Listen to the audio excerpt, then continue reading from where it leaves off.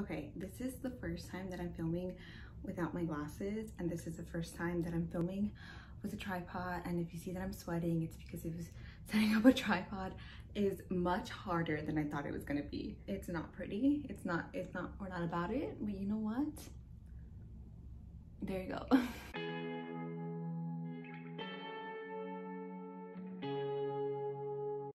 Hello friends, welcome back to my channel. Yes, like I said, this is the first time that I'm filming my contacts, and it's not even that big of a deal because when I first started my channel, I was actually going to film without my glasses. Like, I put on my contacts, I was like, we're not gonna film with my glasses on. And then I got face to face and I was like, I don't really like it. And so I took it off. So then I was like, okay, let me get a ring light because I always complain about the lights. If you guys are not new here, you guys are well aware of how many times I have apologized for the lack of light, tried to change the lighting. Like, I finally got a ring light. However, when I put on my glasses, you can see the little ring light in them. So I was like, that's gonna be even more annoying than like bad lighting. So I was like, fine, I guess I'll put on my contacts. So wow, that was a long intro. What are we doing today? We are filming my September wrap up. So I wasn't going to do a September wrap up, but then I kind of filmed it and then I didn't like it, and then I refilmed it and then I didn't like it, and I think I filmed it one more time and I didn't like it. So if you're seeing this, then this made the final cut. I like it enough. In September, I think I read like 15 books, I think, in one DNF. Oh yeah, so I said I was gonna do my, in a previous episode, oh, am I on a TV show? On a previous video, I said that I was going to do my September and my August wrap up together. However, when I was filming it in one of the other videos that didn't make the cut, I realized that my August wrap up is not that cute, just because I basically only read arcs in August because I was trying to get that NetGalley score up.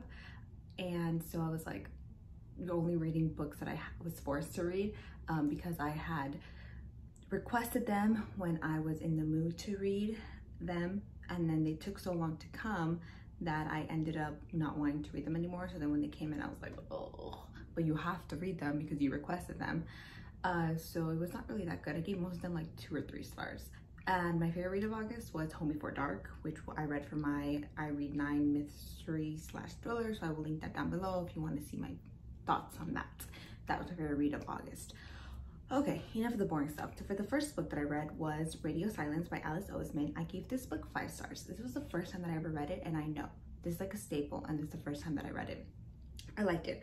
I feel like I would have enjoyed it more if I had read it in high school, like my senior year, just because the characters, Frances and Lead and all of them, they were transitioning into university adult life. And so I feel like if I had read that when I was a senior year, when I was in my senior year, I would have started crying, just because when I was reading it, I remembered a lot of the stuff that I was going through similar to them. Okay, my lipstick looks weird.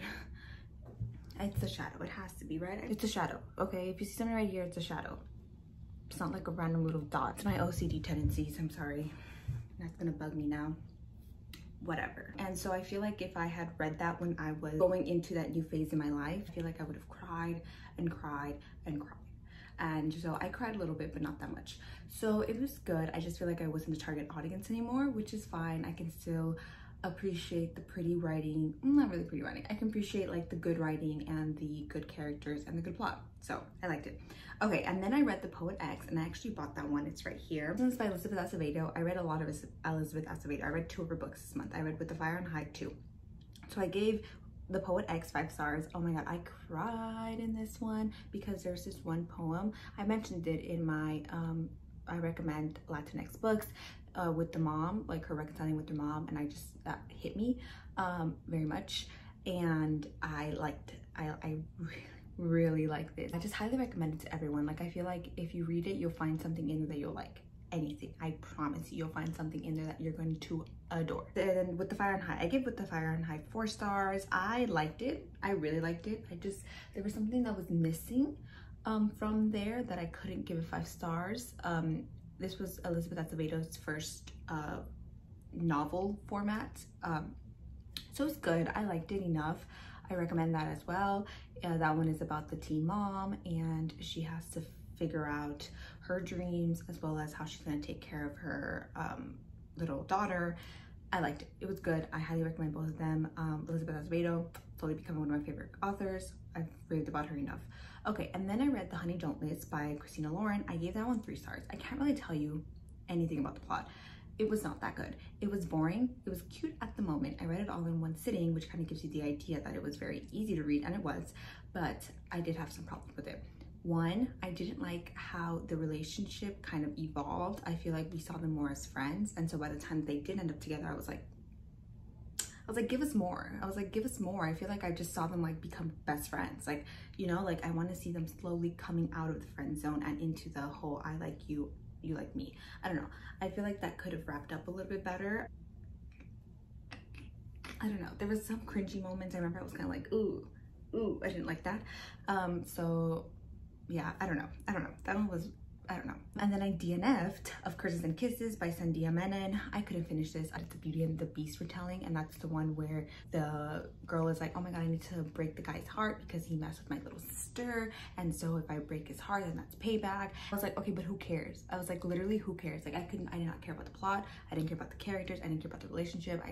No. And then they tried to make the guy like basically be like the beast, and I was like, so these are Beauty and the Beast retellings? Because it was like the first one I ever read, really. So I was like, oh, these aren't for me. So no, they're not for me. They're not for me.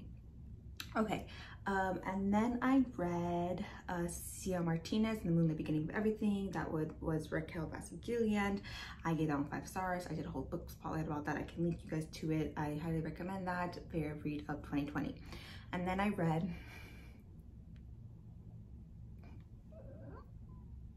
two Penelope Douglas books. The first one I had already read before was Birthday Girl by Penelope Douglas. I said that already. Oh my god, I zoned out. It's the one where the girl dates her brother's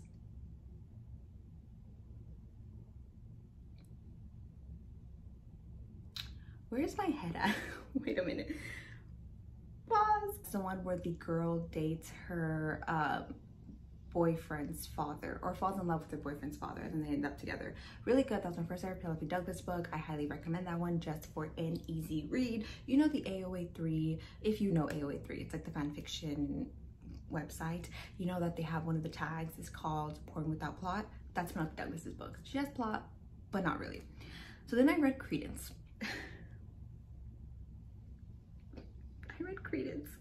So I was going through my friends on Goodreads, right, their reviews, and my favorite one was Mayana. She was like, okay, well, she's like some Mamma Mia type of stuff, and she was like, now I have to go to the cabin and like find myself 3 hot men to live with. And I was like, T, yes, me too, I agree. It's this girl who moves in with her dad's adopted brother, so her uncle, but not really, after her parents like double suicide, and she gets snowed in with him and her 2 sons, and she gets involved with them, and sometimes she gets involved with them at the same time and stuff happens.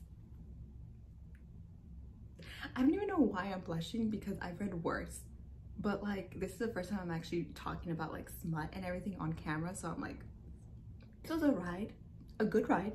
I gave this one 4 stars. I gave Birthday Girl 4.5 stars. I don't like kids. I don't like pregnancy stuff. So that's why like I'll never give Penelope Douglas 5 stars if she keeps on giving me pregnancy stuff. Like at the epilogue, they have kids or something. I don't care. I don't want that. That's like a turn off. Like, who cares? No, I don't like that. If I want to read about families, I will go and find a book about families and pregnancies, kids and parents. So anyway, little something about me. Credence was good. That's all I'll say about that. Did I have to find myself with God afterwards? Yes. But it was good. Okay, and then I read my 3 books that Megan recommended to me. I read, oh, you can't see it. I read Ruth Ware's The Turn of the Key, 5 stars. I read The Last by Hannah Jameson, No Exit. Taylor Adams, No Exit. It gave No Exit 3 stars. I'll link it down below so you can go watch my whole thing about that. Thank you, Megan, once again, for being so kind and helping me out with that video.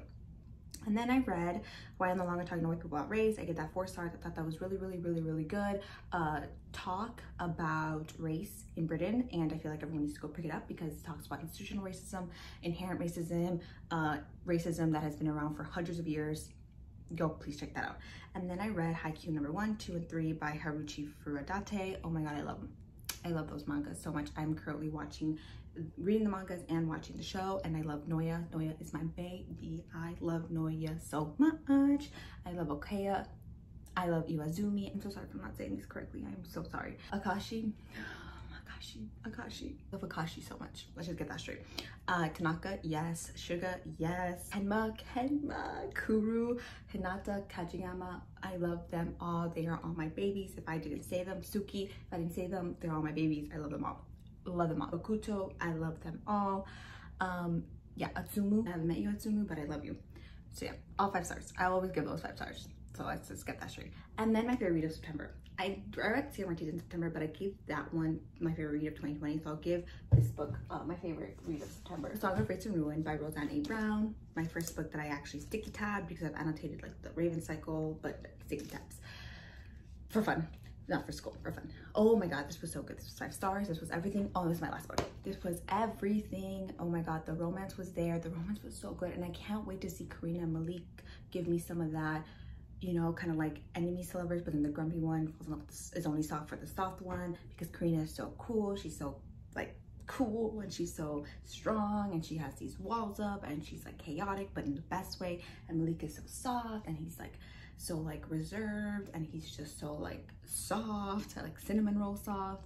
And I can't wait for her to be like out, and then Malik's gonna be like, come in, like come join us down here.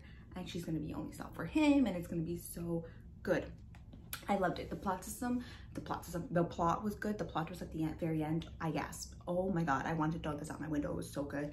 The magical system, I was so good. It was so unique, and I was kind of sad like halfway through it, because I was just like, oh my god, my life is so boring. Like, it was so good. It was so good.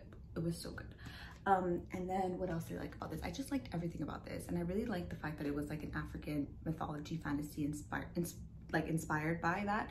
It was really good, and I highly recommend this.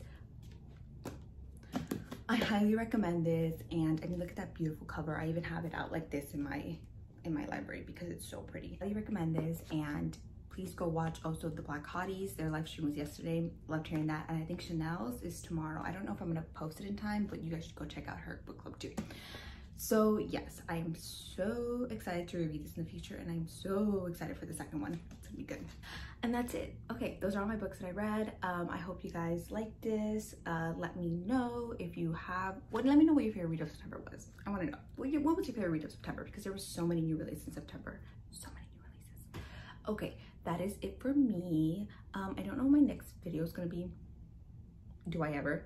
And I hope you guys like this one. Thank you so much for subscribing. Honestly, your comments and the subscriptions mean the world to me. So thank you. And for liking my videos, thank you so much. Okay, that's it for me. Stay safe and go read your favorite book for me. Bye. Did I say I'll catch you in the next one? I'll catch you in the next one. Bye.